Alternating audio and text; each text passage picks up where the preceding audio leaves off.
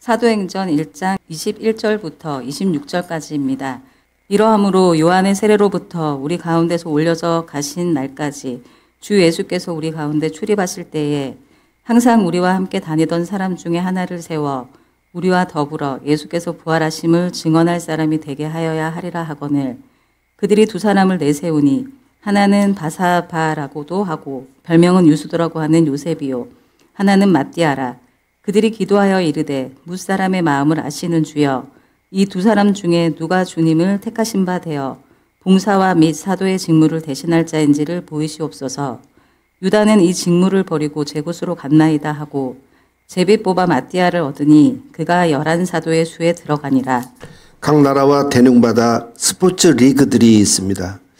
특히 미국 메이저리그 야구는 양대 리그에 15개 팀씩 모두 30팀이 있습니다. 메이저리그 선수 평균 연봉이 $500만 약 67억 7천만 원입니다. 아무리 인기가 없는 선수라도 연봉 10억 원은 넘습니다. 그래서 메이저리그는 모든 야구 선수들의 꿈입니다. 메이저리그 아래에 마이너리그가 있습니다. 마이너리그에는 싱글 A, 하이 싱글 A, 더블 A, 트러플 A 이렇게 등급을 나누고 있습니다. 선수들은 단계별로 경기를 치르면서 기량을 쌓습니다. 거기서 실력을 인정받으면 한 단계씩 올라갑니다. 메이저리거가 되려면 최종 40인 로스터에 이름을 올려야 됩니다. 그러다가 메이저리그 선수 중 누가 다치거나 성적이 안 좋으면 그래서 빠지게 되면 그때 그 빈자리에 부름을 받습니다. 그거를 콜업이라고 합니다. 이 콜업이 쉽지가 않습니다. 후보 선수가 콜업을 받으면 평생 소원을 이룬 것처럼 기뻐 뛰죠. 콜업은 다시 없는 기회입니다. 그러나 경기에 나서는 선수는 9명뿐이고 한 팀 로스터는 26명입니다. 거의 3배이죠. 그 안에서 다시 치열하게 경쟁합니다. 신인 루키는 한두 번 기회가 왔을 때 반드시 그 실력을 증명해 보여서 그 자리에 붙박이가 되어야 합니다. 본문은 가룟 유다를 대신할 제자 뽑는 이야기입니다. 120명이 마가의 다락방에 오시기로 약속된 성령을 기다리며 기도하고 있었습니다. 긴장감이 감돌았지만 합심하여 기도하니 힘을 얻었습니다. 베드로가 일어나서 한 가지 제안을 합니다. 본래 예수님의 제자는 12명이죠. 그런데 가룟 유다가 예수님을 팔고 죄책감에 자살했습니다. 그래서 그 한 자리를 보충하자는 것입니다. 12제자는 예수님이 직접 뽑으셨습니다. 그런데 지금은 예수님이 안 계시기 때문에 다른 방법이 필요했습니다. 프로야구는 감독이 콜업을 합니다. 이제 12제자는 사도가 되었습니다. 사도에 남은 한 자리는 누가 콜업을 해야 할까요? 먼저 자격을 정했습니다. 베드로가 제안한 자격은 두 가지였습니다. 첫째는 21절에 요한의 세례 때부터 예수님 승천하실 때까지 항상 우리와 함께 다니던 사람 중에서 뽑자. 두 번째 조건은 22절에 예수님의 부활하심을 직접 목격하고 그 사실을 증언할 사람이어야 한다. 이 첫 번째 조건이 상당히 까다롭습니다. 예수님이 세례 요한에게 세례 받으실 때 그때는 공생의 초기였죠. 현재 남은 제자 11명 중에서도 예수님이 세례를 받으실 때 그 장면을 본 제자가 거의 없었습니다. 예수님이 세례 이후에 제자를 뽑으셨기 때문이죠. 요한복음 1장에 보면 베드로, 안드레, 빌립, 나다나엘 이 정도가 예수님이 세례 받으실 때 그 근처에 있었습니다. 예수님의 부름을 받았지만 이때는 정식 제자가 아니었습니다. 세례 요한의 제자였다가 이 4명의 제자도 예수님을 따르게 된 거죠. 나중에 갈릴리에서 예수님이 12명을 제자 명단 발표하실 때 정식으로 이제 12제자가 된 거죠. 그런데도 자기들보다 더 엄격한 조건을 첫 번째 조건으로 달았습니다. 이 첫 번째 조건은 3년 동안 예수님을 줄곧 따라다닌 사람이어야 한다는 거죠. 12명의 제자는 당연히 예수님과 동행했습니다. 그러나 제자로 뽑히지 못한 사람들은 그러기가 힘들었죠.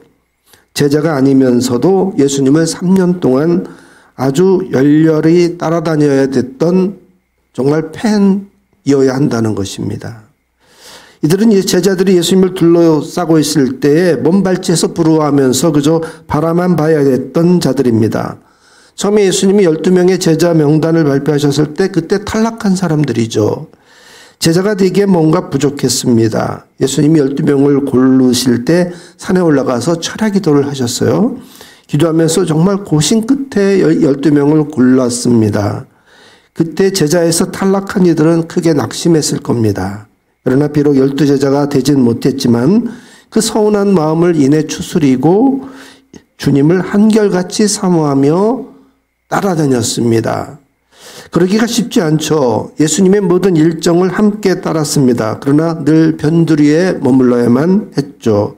먹고 잘 때 그래도 12명 제자는 예수님이 직접 챙겨주셨을 거예요. 하지만 대부분 이들은 자기가 직접 먹고 자는 문제를 해결해야만 했습니다. 예수님이 설교할 때도 그 가까운 자리는 12제자의 자리였어요. 이들은 먼발치에서 그저 귀 기울여 들어야만 했습니다. 늘 소외되고 아무도 알아주는 이가 없었습니다. 성경에 이들의 존재가 등장합니다. 누가복음 10장에 보면 70명의 제자가 나와요. 본문 마가의 다락방에는 지금 120명의 제자들이 있습니다. 또 고린도전서 15장에 보면 500의 형제 그룹의 이야기가 나와요. 그러니까 이 70명, 120명, 500명 이들이 바로 마이너리그 제자 그룹이었던 것이죠. 예수님이 이들을 또 따로 훈련시키고 관리하셨음을 알 수 있습니다. 이 12제자는 사명감에 예수님을 따랐지만 이 마이너리그 제자들은 오직 예수님을 향한 팬심으로 따랐습니다. 요즘 연예인들 좋아하는 팬덤이 상당합니다. 추운 겨울에도 그 얼굴 한번 보겠다고 바깥에서 한없이 기다립니다. 그 연예인 굿즈들을 정신없이 사들여요. 또 콘서트마다 따라다니는 거는 기본입니다. 그래서 아예 그런 연예인을 아이돌이라고 부르죠. 이 아이돌이라는 뜻이 뭐예요? 우상이라는 말입니다.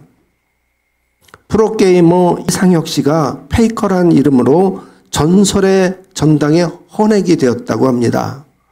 지난 수요일에 이를 기리기 위해서 서울 청계천에 페이커 신전이 세워졌어요.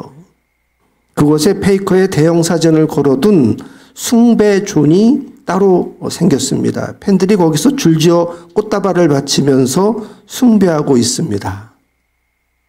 예수님의 12제자가 아니었으면서도 열성으로 3년 동안 줄곧 주님을 따랐던 사람, 그리고 두 번째는 예수님의 부활의 목격자. 그 정도면 열렬한 예수님의 팬이죠. 엠마오에 가던 두 제자도 그런 제자 중에 하나였을 거예요. 베드로는 바로 그런 사람 중에서 뽑자고 제안했습니다. 먼저 그 자리에 함께 있던 120명 가운데 이 두 가지 조건에 드는 사람을 뽑았습니다. 놀랍게도 두 사람이 뽑혔어요. 요셉과 마띠아입니다. 이 둘 중에 누구를 세워도 부족함이 없었을 겁니다. 그래서 그 두 사람 중 한 사람을 뽑는 것을 하나님께 맡기기로 했습니다. 먼저 기도하죠. 24절 25절에 이렇게 기도합니다. 무사람의 마음을 아시는 주여, 이 두 사람 중에 누가 주님의 택하신 바 되어 봉사와 및 사도의 직무를 대신할 자인지를 보여주옵소서. 유다는 이 직무를 버리고 제 것으로 갔나이다. 이렇게 기도한 후에 이제 제비를 뽑았어요. 거기서 마띠아가 뽑혔습니다. 가룟 유다가 이 귀한 사도의 직무를 버렸습니다. 하나님은 그 자리에 새로운 일꾼 마띠아를 세우셨어요. 오늘 5분을 멋진게 안수집사와 권사로 세웁니다. 지난 1월 달에 우리는 기도하고 투표했습니다. 사람이 아니고 하나님이 이분들을 뽑으셨습니다. 하나님이 교회를 통해서 일꾼을 뽑고 세우십니다. 요셉과 마띠아 두 사람 모두 사도의 자격이 충분합니다. 누가 뽑혀도 상관이 없습니다. 그러나 그 자리는 하나뿐입니다. 그때 하나님이 뽑는 기준이 딱 한 가지죠. 하나님은 뭇사람의 마음을 보신다는 거예요. 요셉과 마띠아 중에 누가 더 간절한 마음인지를 보셨습니다. 3년 동안이나 소름을 견디며 예수님을 따랐으니 그 신앙과 충성함, 또 성실함, 끈기, 열정 인정해 줘야 됩니다. 그런데 거기서 또 하나를 봅니다. 누가 더 사도이기를 간절한지를 보는 것이죠. 그래서 하나님께 사람의 마음을 보고 정해달라고 기도했던 것입니다. 그런데 가룟 유다는 왜 이 귀한 자리를 버렸을까요? 한순간 눈이 뒤집혔기 때문이에요. 나중에야 제정신이 들었어요. 예수님이 체포된 다음 날 새벽에 빌라도 총독에게 넘겨졌습니다. 그제 아차 싶었습니다. 가룟 유다의 뜻대로 돌아가질 않았어요. 그래서 대제사장과 장로들에게 예수님을 팔고 받았던 그 은 30을 도로 갖다 주었어요. 내가 무지한 피를 팔고 죄를 범했다며 예수님을 풀어달라고 외쳤습니다. 하지만 그들의 대답은 냉정했죠. 그것이 우리에게 무슨 상관이냐? 내가 당하라 하면서 가룟 유다를 뿌리칩니다. 가룟 유다는 그 받은 돈을 성소에 던져 놓습니다. 그리고는 물러가 스스로 목숨을 끊었습니다. 가룟 유다가 예수님을 팔 때 직분은 염두에 없었습니다. 그는 자기의 본분과 위치를 잊었습니다. 오로지 자기 정의뿐이었죠. 그때는 자기가 옳다고 생각이 들었어요. 그래서 초유의 만찬 때 예수님이 나와 함께 그릇에 손을 놓는 자가 나를 팔 자라고 예수님이 딱 정확하게 말씀을 하셔도 그때도 깨우치지를 못했어요. 교회 직분은 하나님이 주시는 하늘의 직분입니다. 세상 어느 자리와 견줄 수 없을 만치 귀한 자리입니다. 그런데 한순간에 눈이 뒤집히면서 자기 정의를 앞세우고 이거를 걷어찰 수가 있어요. 한국 사람 정서에 보면 그런 못된 버릇이 있어요. 우리나라 사람들은 이게 울컥하고 화가 나면은 눈에 뵈는 게 없이 그냥 막 일을 저지르고 말아요. 한순간 사탄의 먹잇감이 되고 마는 거죠. 그러면 하나님은 유감없이 그 자리를 다른 사람으로 채우십니다. 교회는 끄떡없게 또 다른 헌신하는 제자로 이루어 가십니다.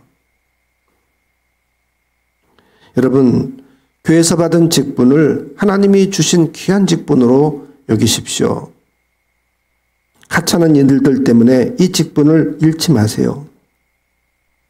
어떤 기분 나쁜 일이 생겨도 이 직분만큼은 지켜야 됩니다. 이 생명 다하는 날까지 헌신합시다.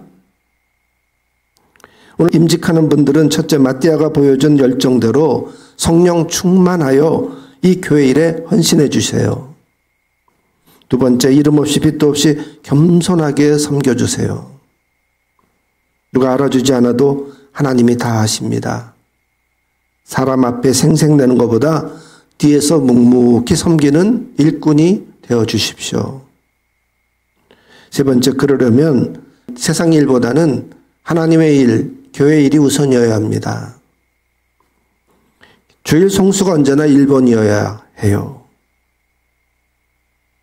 믿음의 본을 보여주시기 바랍니다. 네 번째, 주님 오시는 그날까지, 내 생명이 다하는 그날까지 이 직분을 굳게 지켜주세요.